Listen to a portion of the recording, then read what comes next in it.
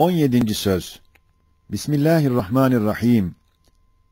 İnna cealna ma alel ardı zineten leha linebluvehum eyyuhum ahsenu amela ve inna leca'ilun ma aleyha sa'iden curuza ve mel hayatud dunya illa la'ibun ve lehv.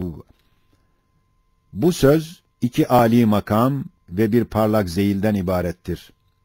Halik-ı Rahim ve Rezzak-ı Kerim ve Sani Hakim, şu dünyayı alemi ervah ve ruhaniyat için bir bayram, bir şehrayin suretinde yapıp, bütün esmasının garaib-i nukuşiyle süslendirip, küçük büyük, ulvi süfli her bir ruha, ona münasip ve o bayramdaki ayrı ayrı hesapsız mehasin ve inamattan istifade etmeye muvafık ve havas ile mücehhez bir ceset giydirir, bir vücudu cismani verir, bir defa o temaşagaha gönderir.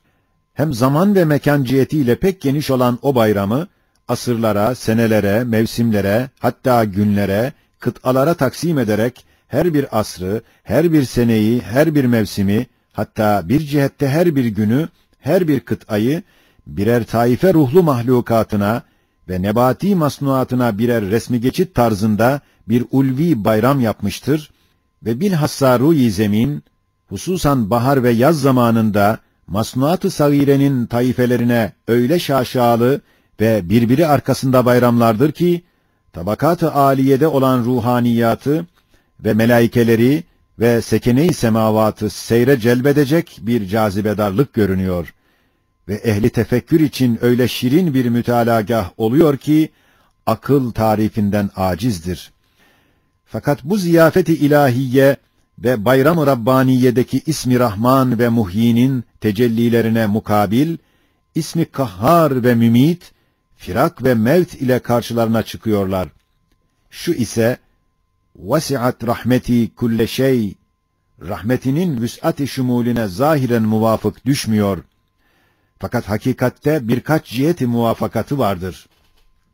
Bir ciheti şudur ki, Sani Kerim, Fatır-ı Rahim, her bir taifenin resmi geçit nöbeti bittikten ve o resmi geçitten maksud olan neticeler alındıktan sonra, ekseriyet itibariyle dünyadan merhametkârane bir tarz ile tenfir edip usandırıyor, istirahata bir meyil ve başka bir aleme göçmeye bir şevk ihsan ediyor ve vazife-i hayattan terhis edildikleri zaman, vatan-ı aslilerine bir meyelan-ı şevkengiz, ruhlarında uyandırıyor. Hem o Rahman'ın nihayetsiz rahmetinden uzak değil ki, nasıl vazife uğrunda, mücahede işinde telef olan bir nefere şehadet rütbesini veriyor ve kurban olarak kesilen bir koyuna, ahirette cismani bir vücudu baki vererek, sırat üstünde, sahibine Burak gibi bir bineklik mertebesini vermekle mükafatlandırıyor.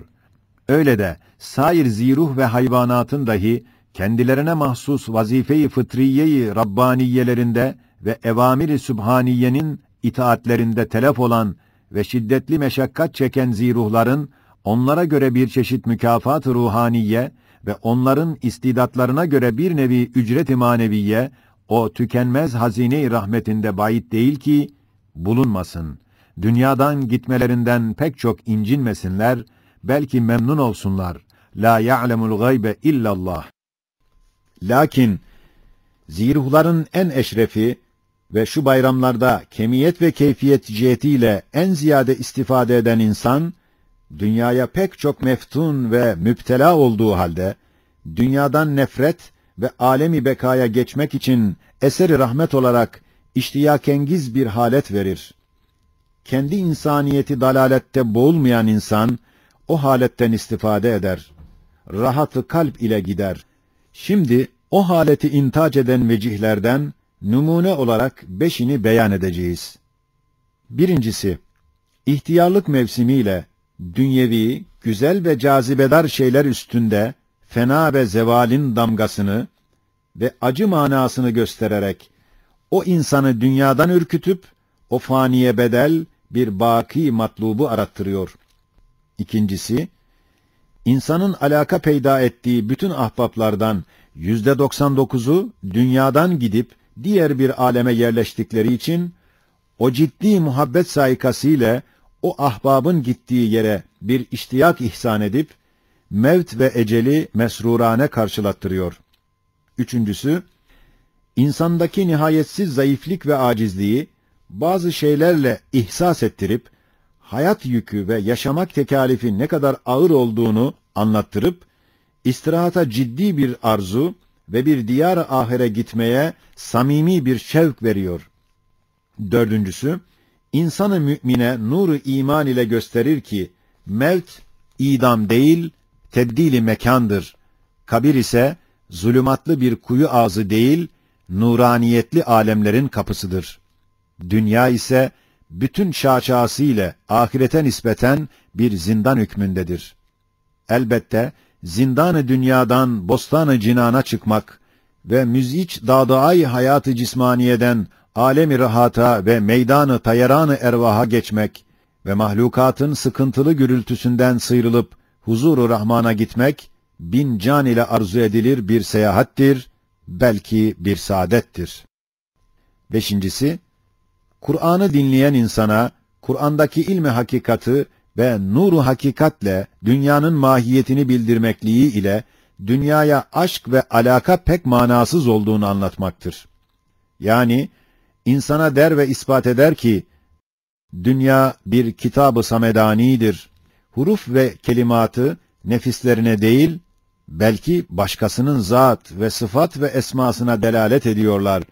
Öyleyse manasını bil, al, nukuşunu bırak, git. Hem bir mezraadır, ek ve mahsulünü al, muhafaza et, muzahrafatını at, ehemmiyet verme. Hem birbiri arkasında daim gelen geçen ayneler mecmuasıdır. Öyleyse onlarda tecelli edeni bil, envarını gör ve onlarda tezahür eden esmanın tecelliyatını anla ve müsemmalarını sev ve zevale ve kırılmaya mahkum olan o cam parçalarından alakanı kes. Hem seyyar bir ticaretgahtır. Öyleyse alışverişini yap, gel ve senden kaçan ve sana iltifat etmeyen kafilelerin arkalarından beyhude koşma, yorulma. Hem muvakkat bir seyrangahtır. Öyleyse nazar-ı ibretle bak ve zahiri çirkin yüzüne değil, belki cemil-i bakiye bakan gizli, güzel yüzüne dikkat et.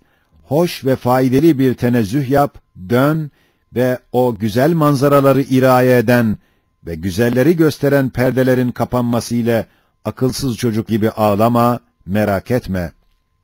Hem bir misafirhanedir. Öyleyse onu yapan mihmandar-ı kerimin izni dairesinde ye, iç, şükret. Kanunu dairesinde işle, hareket et. Sonra arkana bakma, çık git. Herzekârane, fuzuli bir surette karışma.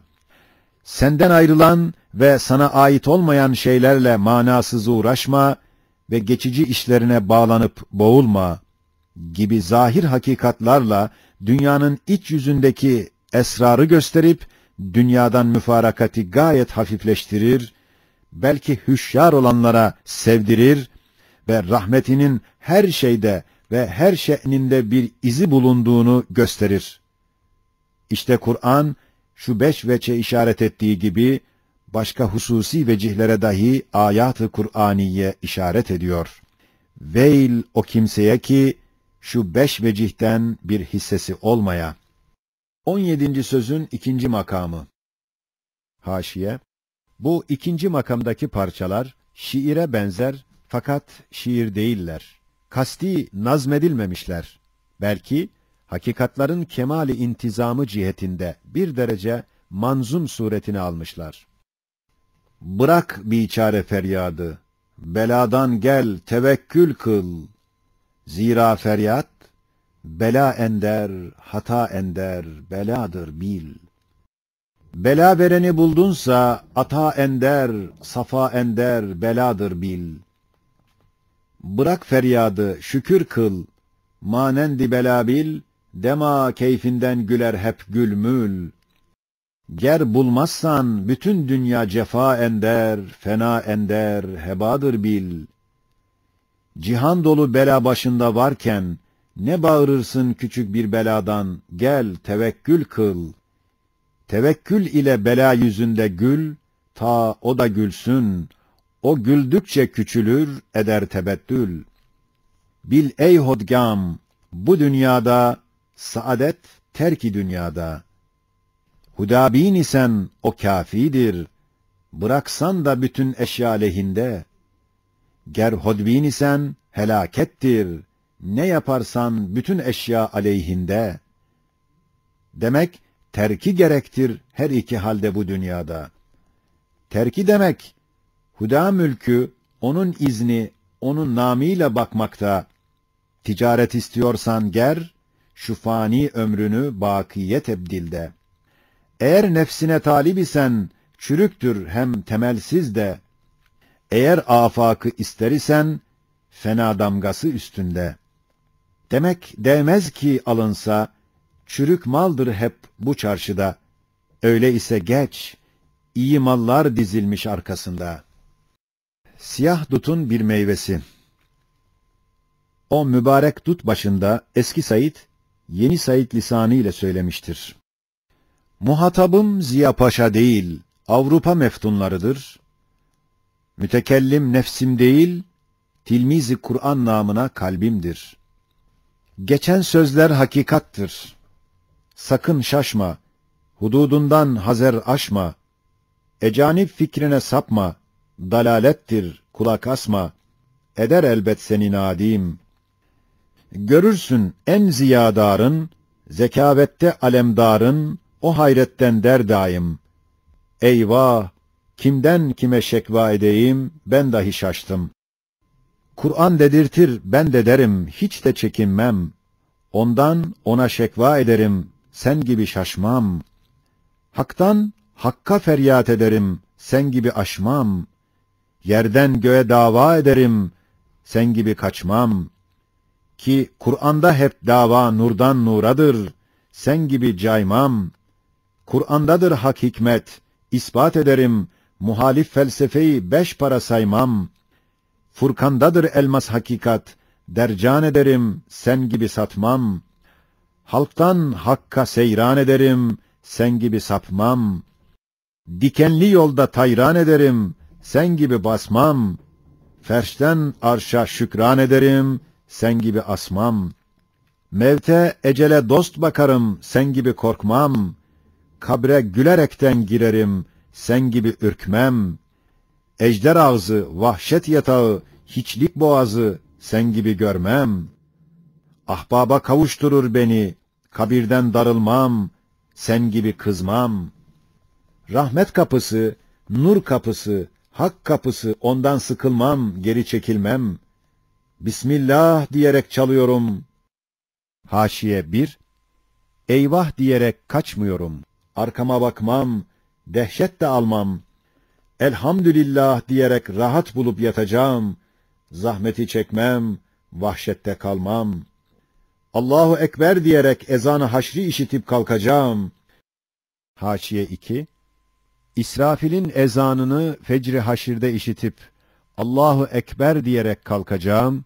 Salat-ı kübradan çekilmem, mecma-ı ekberden çekinmem. Mahşeri ekberden çekinmem, Mescid-i Azam'dan çekilmem. Lütfu Yezdan, nuru Kur'an, feyzi iman sayesinde hiç üzülmem. Durmayıp koşacağım, Arş-ı Rahman zilline uçacağım. Sen gibi şaşmam inşallah.